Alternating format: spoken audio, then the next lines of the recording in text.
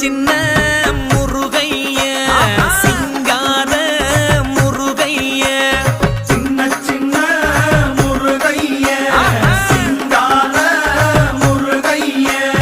கொஞ்சி கொஞ்சி தமிழ் பேசும் செந்தில் வடிவேலனவ கொஞ்சி கொஞ்சி தமிழ் பேசும் செந்தில் வடிவேலனவ